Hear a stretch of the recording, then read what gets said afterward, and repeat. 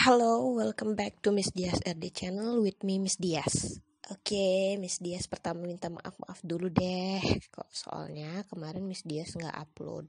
Sorry ya, kemarin 21 April itu hari Kartini, jadi Miss Dias dapat izin dari manajemen buat libur dulu kemarin. Nah, sekarang tanggal 22 April nih, Miss Dias baru bakalan ngomongin Kartini.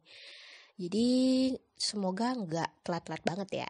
Nah, sisi mana dari Kartini yang bakalan Miss Dias omongin di podcast hari ini? Oh iya, kita masih di titip tiba-tiba podcast episode ke-8 kali ini ya. Jadi topiknya adalah perjuangan Kartini belum selesai guys. Gitu. Jadi topiknya itu. Jadi kalau kamu berpikir ketika kita merayakan hari Kartini karena perjuangan Kartini untuk memperjuangkan emansipasi wanita Indonesia itu udah selesai, kamu salah berat.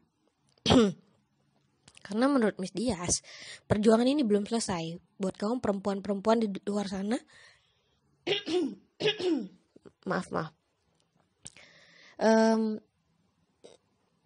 Perjuangan ini belum selesai. Perjuangan emansipasi wanita ini belum selesai. Many things to do guys. Jadi yang baru berhasil diperjuangkan oleh Kartini adalah di mana perempuan sudah memiliki hak yang sama dalam berpendidikan dan bekerja. Selebihnya masih banyak hal-hal yang dalam kategori belum setara antara laki-laki dan perempuan. Itu pun masih terpengaruh dengan budaya yang sama yang membelenggu Kartini saat tahun 18 something itu yaitu budaya patriarki kita. Di Indonesia ini kan memiliki budaya patriarki di mana ya laki-laki ya lebih berkuasa daripada perempuan gitu. Kalau ngomongin perempuan itu sampai hari ini laki-laki kita di Indonesia itu masih berpikir bahwa perempuan itu adalah memiliki tugas di 3 tempat, yaitu di sumur, di dapur, dan di kasur. Sumur, dapur, kasur itu perempuan. Sumur, perempuan itu tugasnya ya kalau zaman dulu sumur ya, maksudnya nyuci pakaian, ngambil air nimba di sumur, terus ngepel, ya kerjaan bersih-bersih itu perempuan. Kemudian dapur, masak, segala perintilan rumah tangga itu perempuan. Dan satu lagi adalah kasur. Jadi perempuan diciptakan adalah selain untuk bersih-bersih dan masak, adalah untuk memuaskan laki-laki gitu. Jadi itulah tugas perempuan. Selebihnya ya itu laki-laki gitu. Tugas laki-laki, dan perempuan tidak punya hak untuk melakukan hal itu. Walaupun kita bangsa Indonesia sudah pernah punya presiden perempuan. Bahkan sekarang anak presiden perempuan kita jadi ketua DPR perempuan kan. Tapi tetap aja seseorang yang misalnya dengan perempuan dengan kerjaan yang bagus secara profesi, ketika dia pulang-pulang ke rumah, dia juga harus mengingat tiga hal itu, dapur, sumur, dapur, dan kasur. Karena dia perempuan. Jadi apa yang terjadi terhadap perempuan di zaman sekarang ini? Kerjaan perempuan jadinya nambah. Kalau dulu cuma sumur, dapur, dan kasur, sekarang nambah lagi kerja. Lah, apa ini namanya setara? Lalu kita pikir lagi. Oke, bukannya Miss Dias menggiring kalian pada pemikiran-pemikiran yang terlalu berlebihan tentang perempuan. Perempuan nih maunya banyak banget, pengen ini, pengen itu, dan lain sebagainya gitu. Ntar kalau misalnya udah dikasihin semuanya yang sama dengan laki-laki, malah mundur sendiri. Karena menjadi laki-laki itu kan gak segampang yang perempuan pikir gitu. Misalnya laki-laki itu sering nyinyir dan lain sebagainya. Nanti dikit-dikit kalau udah sama rata mas, tetap aja deh perempuan bilang ladies first kalau mau ngantre, terus habis itu kalau di jalan raya kalau ngesen kiri beloknya ke kanan, masih aja tetap perempuan selalu benar, pengen selalu benar terus gitu. Itu nyinyiran-nyinyiran yang terjadi di laki-laki yang tidak tidak suka dengan usaha-usaha perempuan untuk menyamaratakan dirinya dengan laki-laki. Karena once again, naturally-nya banyak laki-laki yang masih berbudaya patriarki dalam keluarganya gitu, yang dimana ya bahkan Miss Diaz pernah mendengar cerita langsung dari anonim gitu, bahwa dia di dalam keluarganya masih itu yang namanya suaminya minta diambilin makan sama teman ini, dimana teman ini adalah sudah berposisi yang bagus secara profesi, berpenghasilan dan lain sebagainya, tapi suaminya ini masih menganggap istri ya adalah pelayan laki-laki gitu, ngambilin nasi, pokoknya masih seperti raja gitu hidupnya gitu. Padahal istri ini juga posisinya menghasilkan uang, tidak hanya dia dan lain sebagainya. Masih membeda-bedakan bahwa oh ini kerjaan cewek, oh ini kerjaan cowok kalau secara domestik di rumah tangga gitu. Padahal ya seperti itu kondisinya. Sang istri sudah mengambil part si laki-laki untuk mencari nafkah juga untuk keluarganya gitu. Nah, di saat seperti itu, kenapa Miss Diaz ngomong kalau perjuangan Kartini belum selesai di zaman sekarang ini? Dan itu kenapa setiap tanggal 21 April Miss Diaz ngerasa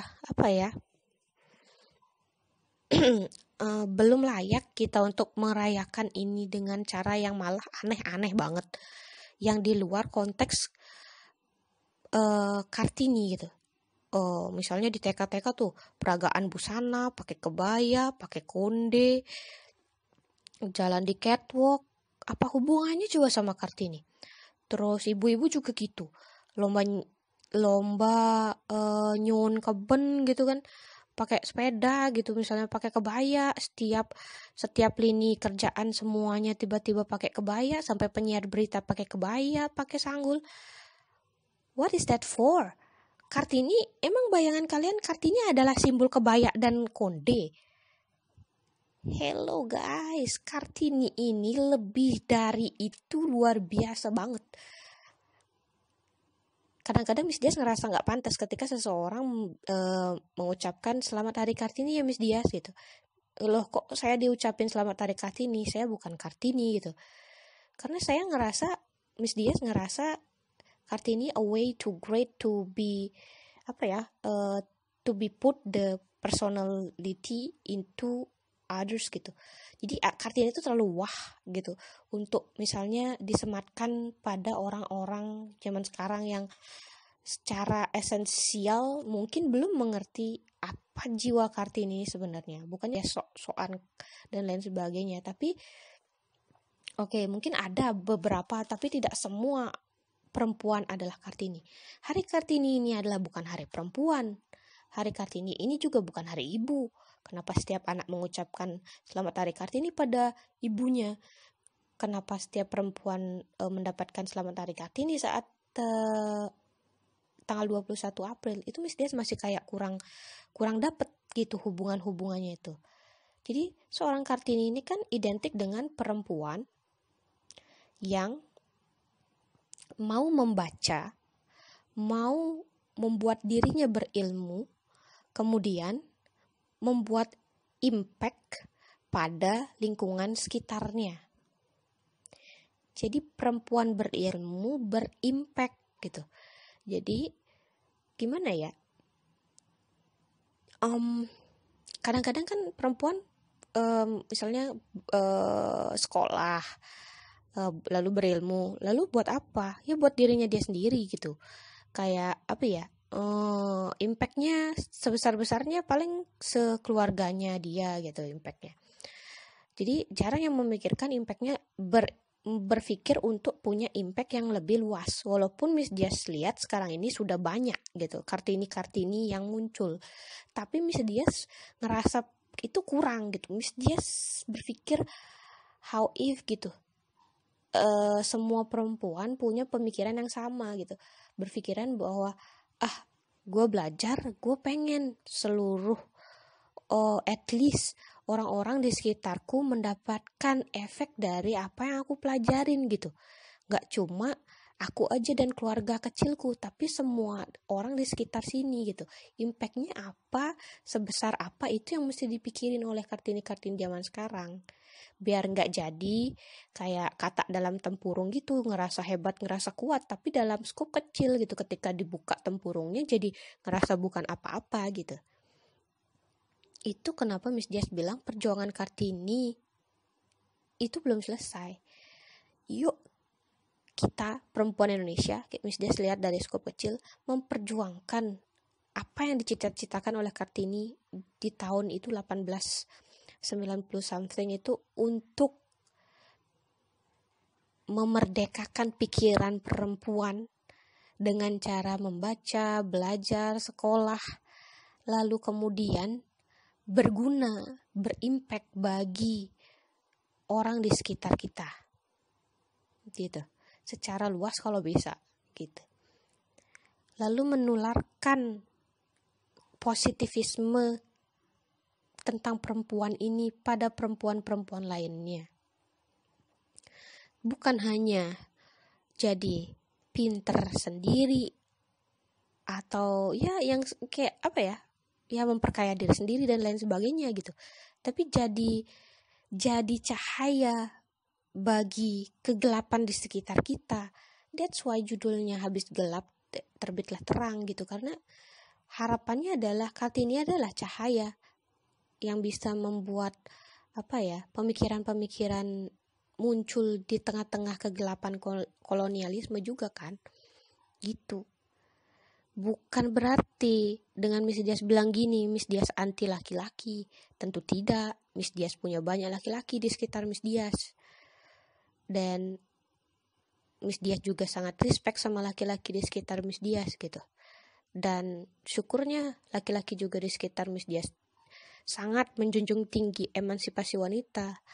Orang tua Miss Dias yang mengizinkan Miss Dias sekolah setinggi-tingginya, memilih pekerjaan yang Miss Dias rasa Miss Dias nyaman, memilih pasangan hidup, memilih cara hidup seperti ini. Kemudian suami yang selalu membantu Miss Dias dalam urusan domestik di rumah tangga, tidak pernah membedakan ini kerjaan cewek itu kerjaan cowok. Itu benar-benar laki-laki yang yang kayak menjunjung emansipasi. Tapi tidak semua laki-laki seperti itu. Dan marilah kita sadarkan, tidak hanya laki-laki, tidak hanya perempuan, tapi semuanya, bahwa kita sama di mata Tuhan, di mata sesama manusia. Kita sama, cuma beda jenis kelamin, that's it. Tugas-tugasnya ya sama gitu, tapi secara kodrati ya pasti berbeda. Secara biologis ya pasti berbeda, tapi secara sosial ya kita sama aja gitu. Ya mulailah dari hal kecil seperti urusan-urusan domestik di rumah gitu misalnya.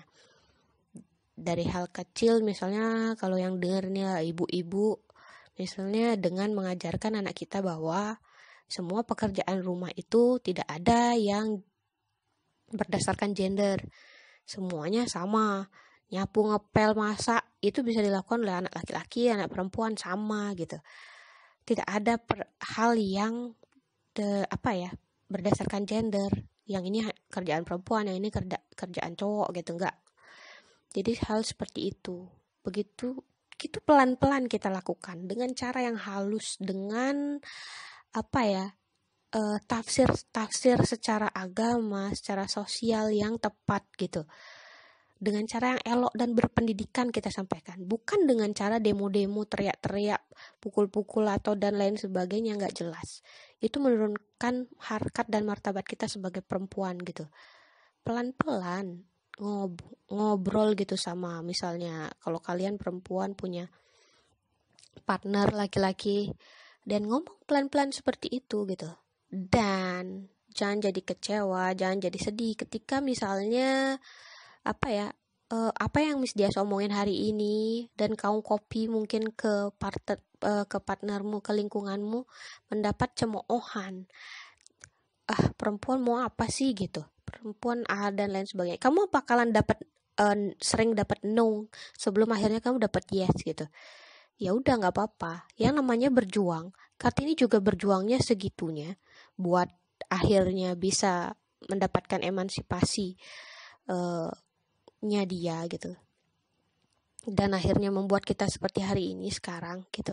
Banyak hal yang dikorbankan Kartini gitu.